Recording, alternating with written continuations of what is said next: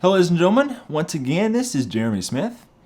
As you guys know, it's been a little while since I made a sort of announcement thoughts video, and two reasons for that. Number one, a lot of the products that have come out lately have been in my hands very quickly, and the other reason is that a lot of companies, haven't really released a lot of things just terribly exciting lately. However, last night I saw Nikon's announcement for their new D7500, and I thought an announcement thoughts video was in order. Is this camera worth it? Is it something new and revolutionary over the D7200? Is there still a reason to get a D7200 instead of the D7500? Stick around and we'll answer all these questions together.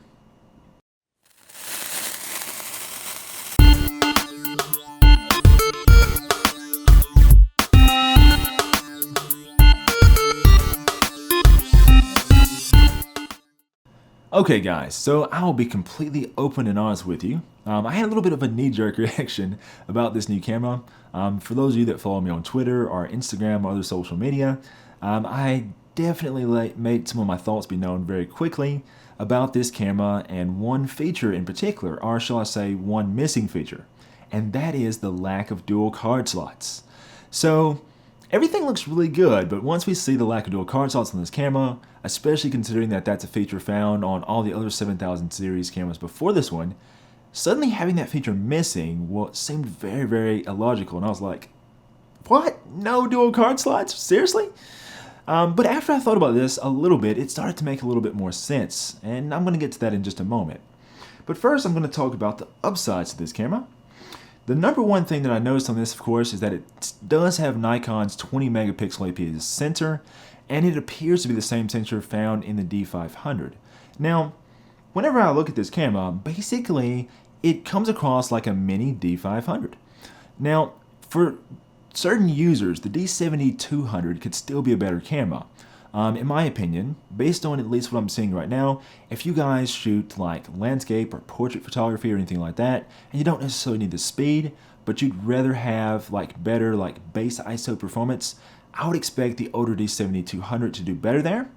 However, if you shoot action or if you just want extremely good high ISO performance and you don't want to go up to the D500, I think this camera is perfect for you. So 20 megapixels, this camera shoots almost as fast as its big brother, the D500. It shoots at 8 frames per second versus 10. So, 8 frames a second is still pretty fast in my opinion, so that's a very good upside. The other thing is, you can also shoot in 14-bit RAW at up to 50 shots before the buffer fills. Now, this is not the 200 shots of the D500, but once again, 50 shots is going to be quite a bit. So very good there. I also like that we see the new metering system from the D500 on this camera too. So we get that 180,000 RGB sensor. And that gives us some unique advantages, including one advantage that's not found on the D500.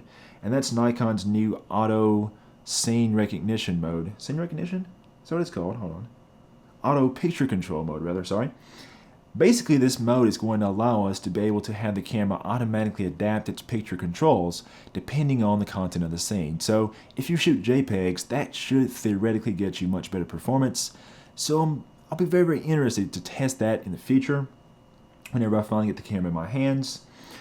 Obviously, we don't have the focus system from the D500 because, you have to have some reason to bump up to the higher model. But we do get Nikon's 51-point focus system.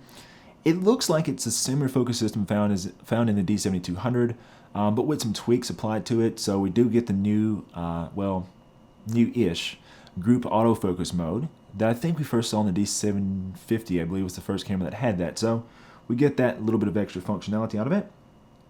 Physically speaking, I see lots of cues from the D500 on this camera. We do have the tilty screen, which is awesome. I still wish, we'd see more side screens on higher end cameras, but hey, a tilty up and down screen is better than a fixed screen any day, so hey, I'll take it. And of course, it does have that deeper grip that we see on other cameras like the D500 and D750, and even the D5600, so very nice there as well. Of course, we have Wi-Fi and Bluetooth built in, and thank God, Nikon has finally fixed their snap bridge.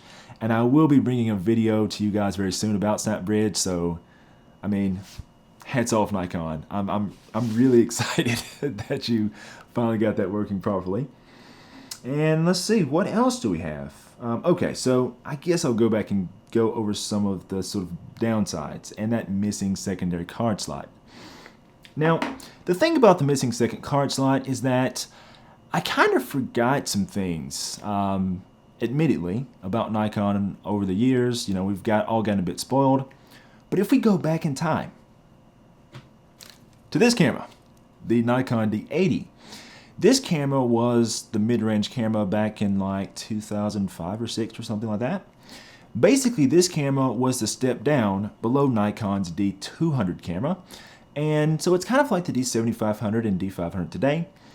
This camera, image quality-wise, was the exact same as the D200. However, it had a lot of sort of cut-down features. You know, it didn't have the metal body. It shot 3 frames a second versus shooting like 5 frames a second, etc. So they had some distinction between the models.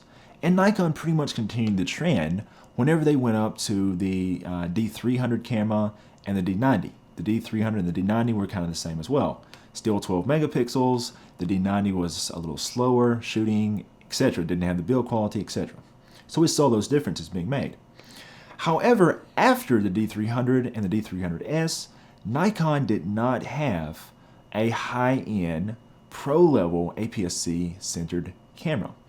And so basically, they took a lot of the features that would be found on said higher-end APS-C centered camera, and they put them into that mid-range series of cameras, and we ended up with the D7000. Now, the 7000 added things that we'd never seen before on that segment of camera. We saw the dual card slots. We saw a better build quality, you know, partial metal body. We saw weather sealing, and so on. And this continued on with the 7100 and 7200. However, even though it sucks as a photographer, now that I see that Nikon is kind of in a different position now, it all makes sense to me. We're back to the days, guys, where Nikon now has a higher-end crop sensor camera in the D500, and so they're seeking to place a little bit of distinction between that higher-end camera and the mid-range models. So looking at that, that's why I see that, that's why it makes sense that we don't have dual card slots in this range of camera. Now, guys, you know, no angry comments. I'm not saying I agree with this, but I'm just saying that from Nikon's marketing strategy, it all makes sense to me. But yeah, definitely not agreeing. So that's basically what I think about that. I don't know, guys. Tell me what you think. Are you still going to go up to the D500 to have those more sort of like premium features? Or are you going to just stick with this range of camera? Let me know what you think. Anyways, I suppose this is about all for this video. Obviously, in a future video, we'll be looking at the D7500 hands-on as soon as I get it in my hand. So come on, Nikon, get me a camera. So we'll be looking at that in the future. Don't forget to follow me on social media. If you aren't subscribed to the channel, be sure to subscribe and hit that lovely little bell icon so you get notification of all my latest videos and updates. Don't forget to follow me on social media. @PhotogJTheGreat is my name. Yes, I am a photog.